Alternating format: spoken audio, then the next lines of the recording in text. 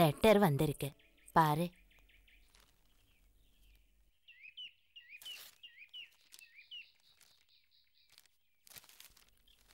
யாரோட கடிதாசி?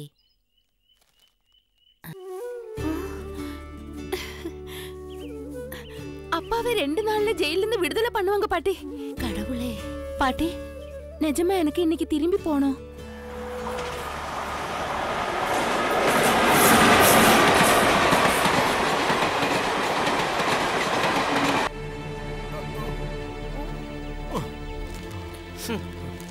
ഷുഗർ കുറഞ്ഞിട്ടുണ്ട്.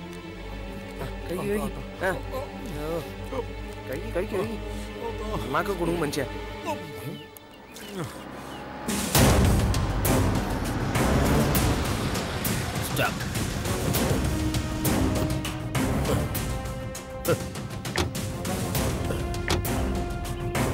ഇയാളാ ആലീസ് അല്ല പപ്പു പോലീസ്.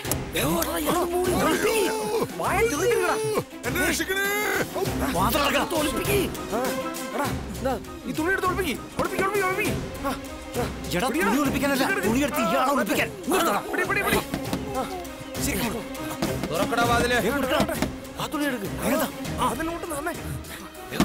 ഞാൻ പേടിയില്ലാത്ത ആളെ തുറക്കാൻ. വാതില് തുറക്കടാ. പിടിച്ചു നിർത്ത്. എന്താണോ തുറക്കാൻ ഇത്ര താമസം? സാറേ ഞങ്ങളിങ്ങനെ എക്സർസൈസ് ഇങ്ങനെ. നീ ആട്ടും കാട്ടത്തിന്റെ അത്രയല്ലോടാ ഉള്ളൂ. നീ എക്സർസൈസ് ചെയ്തിട്ട് സൽമാൻ ഖാൻ ആകാൻ പോകുന്നു. എന്തുവാടാ ഒരു ഞരക്കം? പോയി കക്കൂസി പോയിട്ട് വാടാ. എന്താണ് ഇങ്ങനെ ചേർന്ന് നിൽക്കുന്ന സയാമീസ് ഇരട്ടകളാണ്? അല്പം വിട്ടു വെക്കടാ. എന്തുവാടാ ഞാൻ ശബ്ദം ഉയർത്തിയ ഉടനെ നീ ഇവിടെ സാധിച്ചു? മര്യാദയ്ക്ക് നിന്നോളണം. എന്താ നിന്റെ പേര്? അപ്പുക്കുട്ടൻ. നിന്നോട് ഞാൻ പേര് ചോദിച്ചില്ലല്ലോ. ഒന്നുകിൽ നിന്നെ ഇവിടെ സാധിപ്പിക്കും, അല്ലെങ്കിൽ ഞാൻ കക്കൂസിൽ കൊണ്ടുപോയി സാധിപ്പിക്കും. അവന്റെ ഒരു മുക്കലും മൂളലും. എന്താടാ ഇത്? ഇത് അലക്കിട്ട് തുണിയോ സാറേ, തേക്കാൻ നേരം കിട്ടിയില്ല.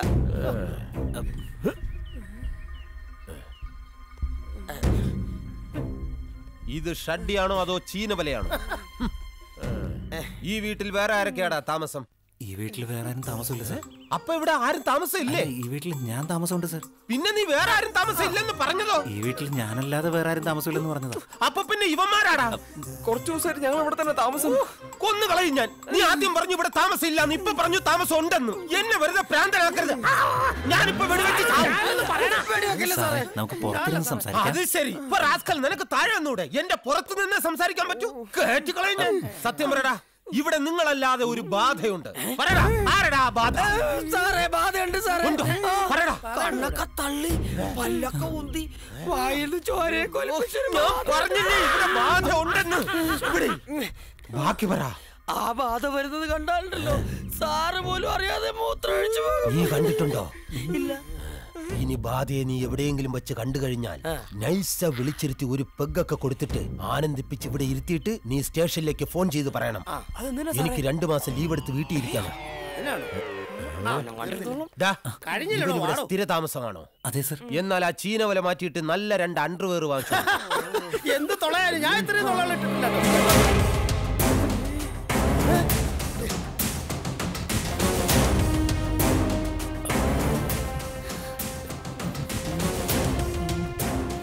മാറടാ,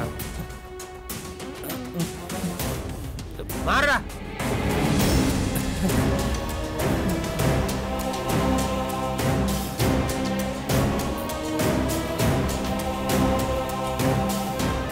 എന്റെ പൊന്ന് കൃഷ്ണ, കൊള്ളഞ്ചേരിയിലെ വിഗ്രഹം കാണാതെ പോയത് എനിക്ക് തന്നെ കണ്ടുപിടിക്കാൻ പറ്റണമേ. അനുഗ്രഹിക്കണമേ.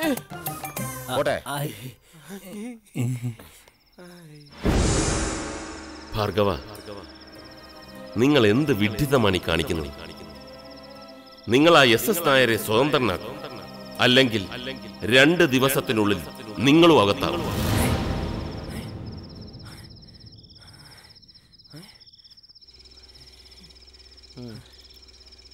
ശിവരാമ, ശിവരാമ, നിങ്ങൾ ആ SS നായരെ സ്വതന്ത്രനാക്കും. അല്ലാത്ത പക്ഷം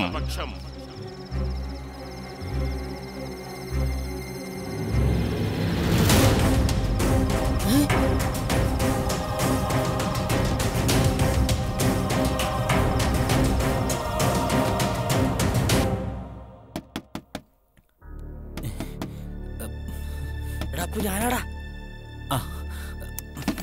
അപ്പു എടാ, ആ ഭൂപതി ഒന്ന് എന്നോട് പറഞ്ഞടാ ഈ SS നായരെ കെട്ടഴിച്ചു വിടാൻ. എന്റെ ഈശ്വര, എന്നോടും അയാൾ ഇത് തന്നെ പറഞ്ഞത്. ഇപ്പൊ എന്താ ചെയ്യണത്? നമുക്ക് ആ ഭാർഗവനോടും കൂടി ഒന്ന് ചോദിക്കാം, എന്നിട്ട് മതി ഇയാൾ അഴിച്ചുവിടാൻ.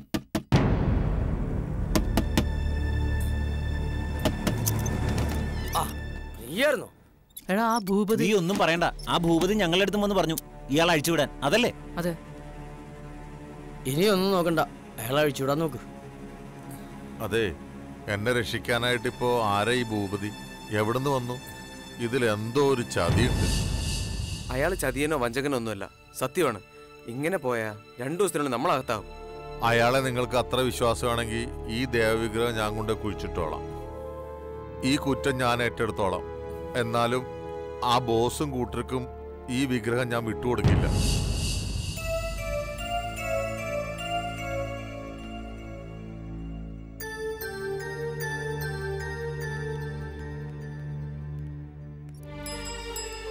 ആ SS നായർ പറഞ്ഞതിലും കാര്യമുണ്ട്. ഒരു ലക്ഷ്യമില്ലാതെ നമ്മൾ ആ ദേവവിഗ്രഹം ശ്രീകോവിൽ വെച്ച് പോന്നിരുന്നെങ്കിൽ ഇപ്പൊ ചെയ്തതിനേക്കാളും വലിയ പ്രശ്നമായെന്നെ. ഉദ്ദേശം ലക്ഷ്യസ്ഥാനം കണ്ടില്ലെങ്കിൽ കാലാകാല കുറ്റബോധം നമ്മളെ വിട്ട് പോവില്ല. വിഗ്രഹം വളരെ ഈസി ആയിട്ട് അവിടെ കൊണ്ടുവച്ചാൽ ഒരു സംശയം വേണ്ട, അവരതടിച്ചുണ്ടാവും, അതുറപ്പാ. ഇനി എന്താ ചെയ്യുക? എനിക്കൊരു എത്തുംപിടി കിട്ടുന്നില്ല ഭഗവാനെ. നീ ഇങ്ങനെ നെർവസ് ആയാലോ? ഭഗവാൻ തന്നെ തോന്നിച്ചായിരിക്കും ആ വിഗ്രഹം അവിടെ വെക്കാതെ പോരാൻ. എടാ അപ്പു, ഇത്രയും നാൾ നമ്മൾ എന്തെങ്കിലും ചെയ്തിട്ടുണ്ടെങ്കിൽ അത് നമ്മളെല്ലാം ഒരുമിച്ചായിരുന്നു. അച്ഛനെ രക്ഷിക്കാനുള്ള തിടുക്കത്തിലാണെങ്കിലും നീ ഒറ്റക്കൊരു എടുത്തേട്ടം നടത്തി. അത് ഞങ്ങൾക്കെന്നല്ല, ആർക്കും അംഗീകരിക്കാൻ പറ്റില്ല. നിന്റെ IAS നഷ്ടപ്പെടുത്തരുത്. അത് നിന്റെ അച്ഛൻ്റെ ആഗ്രഹം പോലെ തന്നെ നടക്കട്ടെ. ഞങ്ങളുടെ ആഗ്രഹം ഈ ഭാഗ്യം ഒരിക്കലും നഷ്ടപ്പെടുത്തരുത്. പറഞ്ഞതുപോലെ നമ്മൾ ഭൂപതിച്ചത് കാണുന്നു, പറ്റുമെങ്കിൽ അയാളുടെ കാലം പിടിക്കുന്നു. നാട്ടുകാർ പറയുന്ന പോലെ അയാൾക്ക് ഇത്ര സിദ്ധിയൊക്കെ ഉണ്ടെങ്കിൽ നമ്മുടെ അവസ്ഥ അറിഞ്ഞാൽ നമ്മളെ സഹായിക്കാതിരിക്കില്ല. ശരിയാ, നമ്മൾ ഭൂപതിയെ കാണുന്നു.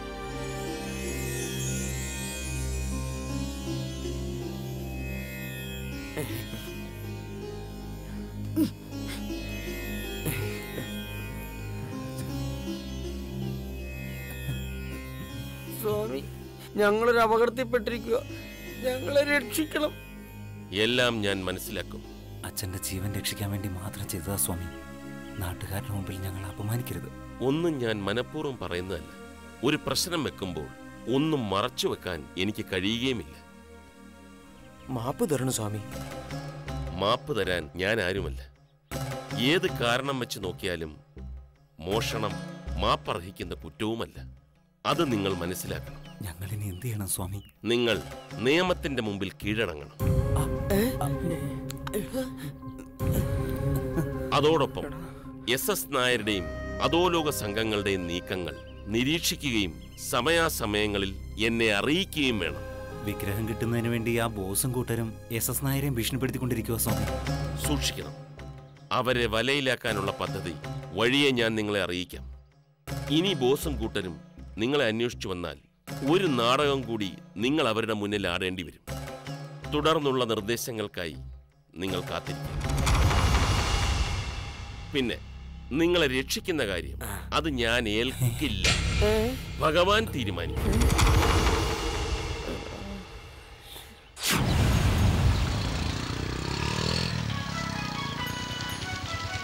നിർത്തിക്കേ, ഫോൺ വിളിക്കുന്നു.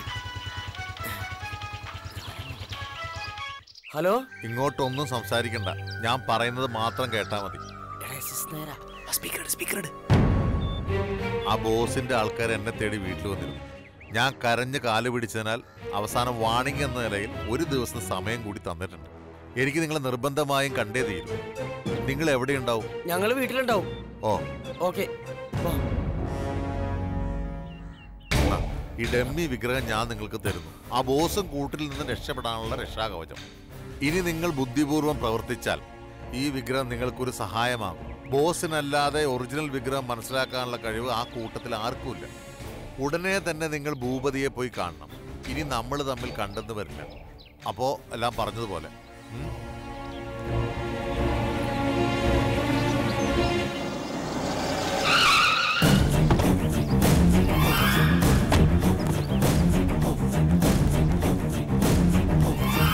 सारे तेरा दिमाग खराब है क्या? कहाँ है विग्रह? किधर चुप के रखा तू? तुम्हारा नाटक पुलिस के साथ चलेगा. लेकिन मेरे साथ नहीं. ബോസിനെ അനുസരിക്കുന്നതാണ് നല്ലത്. വിക്രം എവിടെയാണെന്ന് പറഞ്ഞില്ലെങ്കിൽ നിങ്ങൾ ഇവിടെ നിന്ന് പുറത്തു പോകില്ല. मेरे बात सुनो. अगर तुम मेरा माल हवाला नहीं किया तो तेरा जिंदा मैं नहीं छोड़ूंगा. എന്നെ ഒന്നും ചെയ്യരുത് സാർ. 3 ചെറുപ്പക്കാരാണ് ഇതിന്റെ പിന്നിലെന്ന് അറിയാം. ഞാൻ അവരെ പിന്തുടർന്ന് പിടിക്കാനുള്ള ശ്രമത്തിലായിരുന്നു. കുറച്ച് സമയം കൂടി തന്ന ഞാൻ വിഗ്രഹം എങ്ങനെയെങ്കിലും नहीं, तुम्हारा टाइम खत्म हो गया. जाके वो मामूली बच्चे लोगों को लेके आओ. സാർ, അവരെയും പിടിച്ചുകൊണ്ട് ബോസിന്റെ ആൾക്കാർ എങ്ങോട്ട് പോയി? ഞാൻ എന്ത് ചെയ്യണം? വിഗ്രഹം എന്റെ കയ്യിലാ. സമയം കളയരുത്. എത്രയും പെട്ടെന്ന് അവർ നിർദ്ദേശിച്ച സ്ഥലത്ത് നീ എത്തണം. അല്ലാത്ത പക്ഷം അവർക്ക് ആപത്താണ്. ബാക്കി കാര്യങ്ങളെല്ലാം ഞാൻ മാനേജ് ചെയ്തു. വേഗം അവരെടുത്തോട്ട് ചെല്ല്. ഓക്കെ സാർ, ശരി.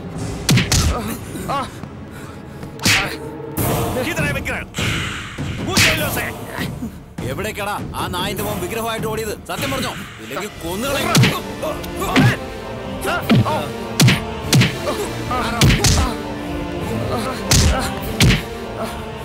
അവരൊന്നും ചെയ്യണ്ട. വിഗ്രഹം എന്തേ എന്റെ കയ്യിലുണ്ട്.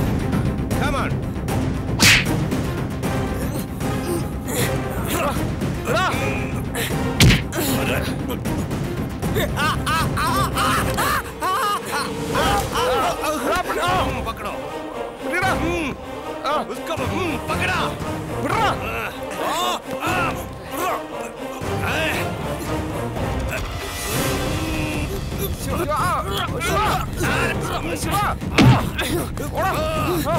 Catch him.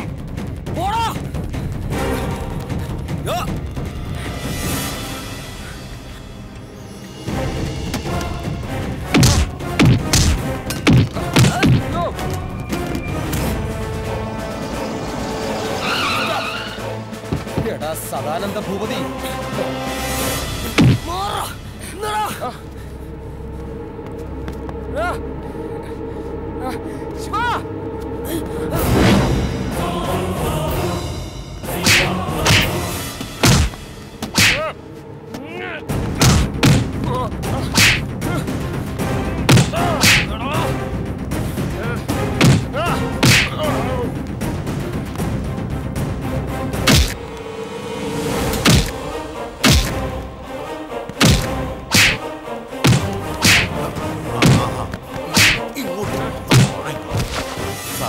സാറിന്റെ പേരെന്താ? S I Premlal. ഇതങ്ങോട്ട് മേടിച്ചോളൂ. ഒരു സെക്കൻഡ്. ദൈവമേ, പിടിച്ചോളൂ. ശരി, തന്നോളൂ. വിഗ്രഹം ഞാനങ്ങ് തന്നായിരുന്നു. ഞാൻ എടുത്തില്ല, തന്നു. എനിക്കെന്തിനാ വിഗ്രഹം? ഞാൻ തന്നു. പോണ വിഗ്രഹം.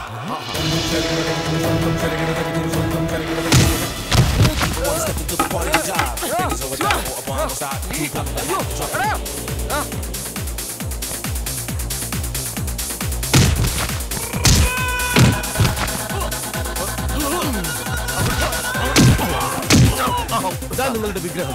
ഇപ്പൊ മനസ്സിലായില്ലേ ഞാൻ കള്ളനല്ല? ഇങ്ങോട്ട് അല്ല, പിന്നെ എവിടെ? ഇവിടെ ഇരുന്ന വിഗ്രഹം എവിടെ? കഷ്ടമായി.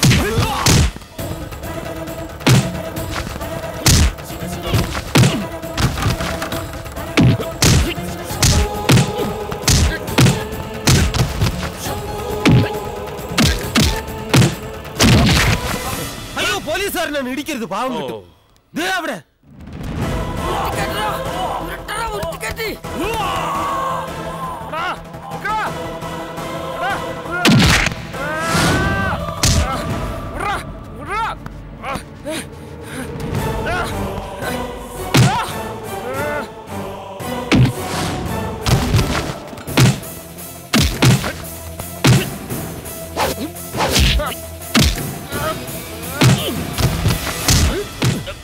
അയ്യോ, സ്വാമിയായിരുന്നു.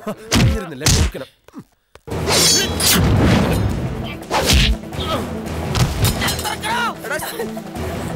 ശിവ, ശിവ, അയ്യോ.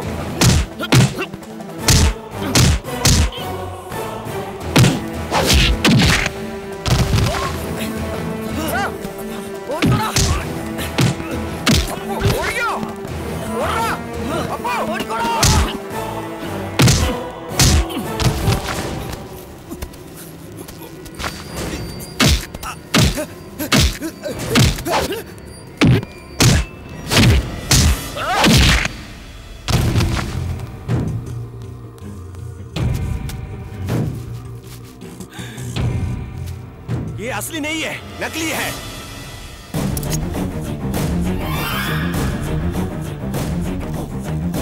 आप लोग मुझे जीत गया।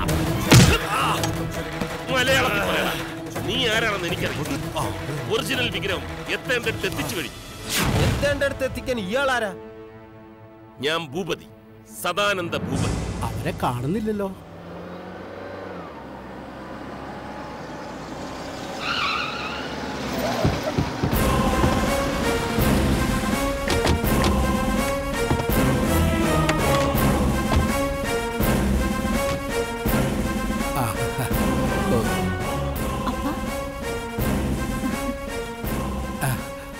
നമസ്കാരം സ്വാമി. അല്ല sir. Thank you very much. ഇതാ വെച്ചു. വരിക വരിക. ഒരു വലിയ ആപത്തിൽ നിന്നാണ് നമ്മൾ രക്ഷപ്പെട്ടത്. ഭഗവാന് നന്ദി. ഈ വിഗ്രഹമോഷണം യഥാർത്ഥത്തിൽ പ്ലാൻ ചെയ്തത് ഒരു അന്താരാഷ്ട്ര റാക്കറ്റായിരുന്നു. ഈ പിള്ളേര് കാണിച്ച ഒരു ബുദ്ധിമോശം പിന്നീട് ഈ നാടിന്റെ അനുഗ്രഹമായി. അറിയാതെയാണെങ്കിലും യഥാർത്ഥത്തിൽ ഭീകരിൽ നിന്നും ഭഗവാനെ രക്ഷിച്ചു നിർത്തിയത് ഇവരുടെ പ്രവർത്തനം കൊണ്ടായിരുന്നു. തക്ക സമയത്ത് പോലീസിനെ വിവരമറിയിക്കുകയും പോലീസിന്റെ നിർദ്ദേശമനുസരിച്ച് പ്രവർത്തിക്കുകയും ചെയ്തതുകൊണ്ട് ഈ അന്താരാഷ്ട്ര കുറ്റവാളികളെ നമുക്ക് നിയമത്തിന്റെ മുമ്പിൽ കൊണ്ടുവരാൻ സാധിച്ചു. പിന്നെ പെരുങ്കള്ളനായിരുന്ന ഈ SS നായരെ ഒരു കൃഷ്ണഭക്തനായിട്ട് തിരിച്ചു കിട്ടിയിരിക്കുന്നു. ഭഗവാനെ ഗുരുവായൂരപ്പ രക്ഷിക്കണേ. നിയമപരമായ നടപടിക്രമങ്ങൾക്ക് ശേഷം ഇവരുടെ ശിക്ഷകൾ പരമാവധി കുറയ്ക്കാൻ പോലീസിന്റെ ഭാഗത്തു നിന്നും സർവ്വവിധ സഹായങ്ങളും ഉണ്ടാവും. മനോജ് കുമാർ, ഇതാ തിരിച്ചു കിട്ടിയ ശ്രീകൃഷ്ണ വിഗ്രഹം ഞാൻ കളക്ടറുടെ പ്രതിനിധിയെ ഏൽപ്പിക്കുന്നു. ഈശ്വര, ഇത്രയും മഹാനായൊരു പോലീസ് ഓഫീസറാണോ ഞങ്ങളുടെ ഇടയിൽ ജോത്സ്യന്റെ വേഷത്തിൽ കഴിഞ്ഞിരുന്നത്? ആലോചിക്കുമ്പോ സത്യം പറഞ്ഞ ഒരു എത്തും പിടിയും കിട്ടുന്നില്ല സാറേ. എല്ലാം ഭഗവാന്റെ ലീലാവിലാസം.